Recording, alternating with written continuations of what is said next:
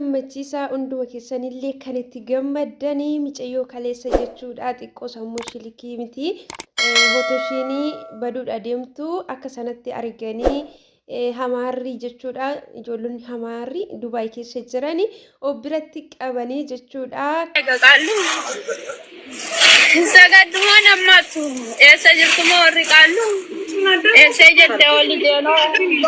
babal'aatto esa jette ogidduutto sicufatte wala gaatto. Gammachuu guddaatu natti dhaga'amee gammachuu sana akkuma isinillee gadditan isiniif qooduudhaaf hin dhufee jira isiniin jira. Jireenya dhugaa namaaf kennita jabaayyaa ikoo siyaa galatu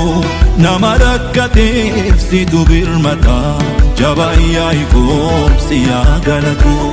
abdii guutuudhaan kan si gatanii jabaayyaa ikoo siyaa galatu gammachuu malee yaadoon qabanii jabaayyaa ikoo siyaa galatu abbaa Abrahaa Waaqayyisi yaaki jabaayyaa ikoo ammuma jettee kan geessu nama rakkatee kan gaadhadhame isteen darbitu utuunni maal lolaasu ati waaqummaa kee hin irraanfattu waaqa jaalala dachaa dachaan si agalaatu galaata keenya nurkaa fudhadhu nu ilaalteetta olmaa kee numtuun qixxaatu. Gammachiisaa hunduma keessanillee kan itti gammaddanii micayyoo kaleessa jechuudha. Xiqqoo sammuu shilikii miti. Hotoshiinii baduudha deemtu akka sanatti arganii hamaarri jechuudha. Ijoollonni hamaarri Dubaay keessa jiranii of biratti qabanii jechuudha. Kan isin viidiyoo isin hojjedhee ture jechuudha. Yeroo ammaa kanatti haala gaariirra jechuudha kan ishiin jirtu. Ashamaa harka fuunee hordoftoonni kennaa jaalalaa akkam jirtu nagaa keessanii annagaa obboleettiin keessa isiniin jedha isinis nagaa guutuu qabaadha isiniin jechuuti nan barbaada. Kaleessa jechuudha akkuma beekamu viidiyoo tokko hojjedheen ture isarratti jechuudha kaleessa gaddaa yoo viidiyoo sana hojjedheyyuu har'a immoo gammachuu guddaatu natti dhaga'amee gammachuu sana akkuma isinillee gadditan isiniif qooduudhaaf hin dhufee jira isiniin jira maarree haaraa kan taatanii maatiinaaf taasisaniin jedha akkasuma immoo jalqabaa kaatanii amma hammaatti jechuudha kallattii adda addaatiin kan na jajjabeessaa turtanii guddaa isaa galatoomaa isiniin jira ammallee jechuudha na jajjabeessuun keessaan na biraa hin hafini yoo isin na jajjabeessitan yoo isin na wajjin jiraatanii jechuudha hojjechuuti kanan danda'u laayik sheer koomentii gochuudhaan yaada fi qeeqa qabdan hunduma isaa jechuudha kallattii kamiin jechuudha hanqina koollee yoo ta'e natti himaa isiniin jechuuti nan barbaada. Mucayyoo sana jechuudha ijoollee warra hamaaraa jechuudha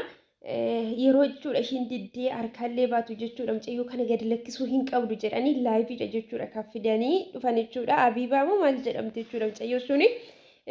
dhugaa dubbachuuf jechuudha biyya namaa kana keessatti otoo lammummaadha waliin qoodin Amaara Tigiree Oromoo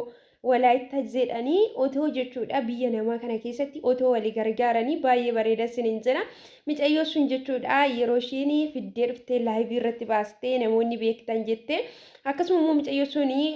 xiqqoo ishii sammuu dhukkubsatti waan taateef of hin beektu waan ta'eef harkaa baatee yeroo ishii fiigdullee jechuudha ijoollonni yookiis immoo namoonni isaanii jechuudha. Mucayyoo sana jechuudha akka ishiin gadi lakkifne mucayyoo sun akka ishiin waa ta'uu dandeessu akka ishiin baddu adaraa gadi lakkisinii poolisii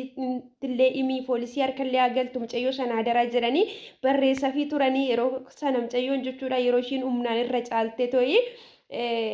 ishii harka baatullee namoota biratti daddabalachuudhaan jechuudha mucayyoo sana qabdee har'a kinoo jechuudha amantaallee fudhattee jechuudha mucayyoo suni fayyiteetii jirti dhugaa rabbii hedduutu kun namatti tola waaqayyo immoo jechuudha mucayyoo akka sanatti qabdee ofitti jechuudha haala hunduma keessatti ishii gargaaraa turte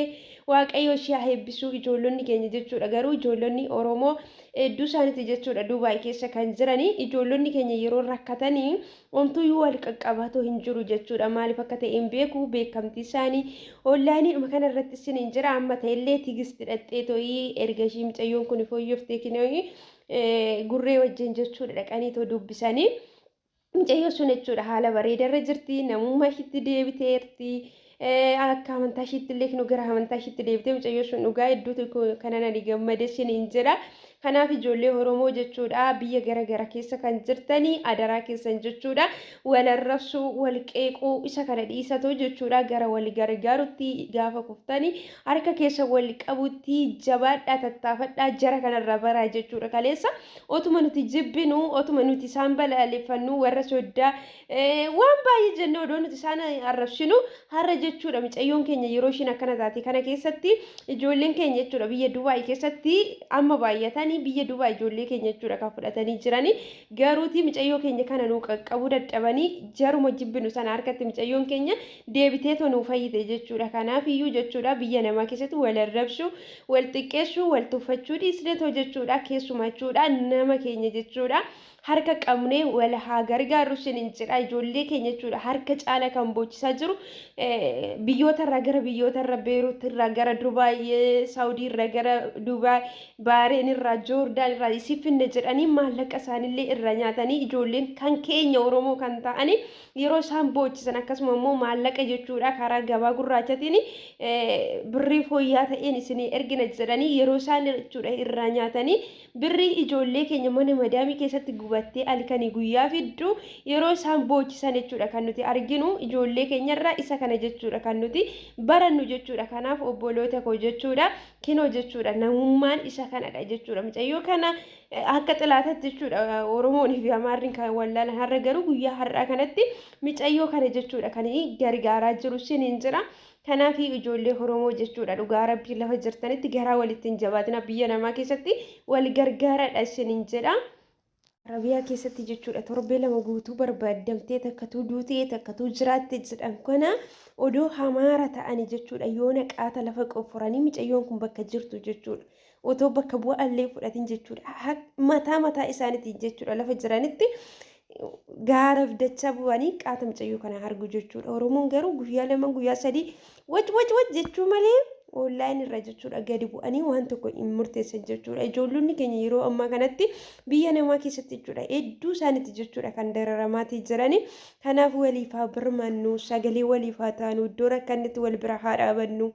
jedha obboleettii kan immoo baga waaqayyo ishii fayyisee fayyinni ishiis immoo kan bara baraa ta'e taafuufuu fi yeroo ammaa kanatti haala bareedarra jirti kinooyyuu obboleettiin keenya dhugaa hedduu tokko namatti tola isiniin jira obboloota koo isinillee waaqayyo nagaan baasee nagaan isin haa galchu viidiyoo kalee hojjedhe irratti jechuudha namoonni baay'een madaamin maraachitee madaamin akkas nagootee aniyyuu maraachuuf hin deemaa gubadhe waan akkasii jechaa jirtu obsa isiniif haa kennu rabbiin isiniin jira wanti hundumtiyyuu akka har'aa kana miti jechuudha hin darba guyyaa isaa eegee kanaaf iyyuu obsa horadhaa isiniin jira gurra tokkoyyuu dhageessan gurra tokkoon gadi naqaadha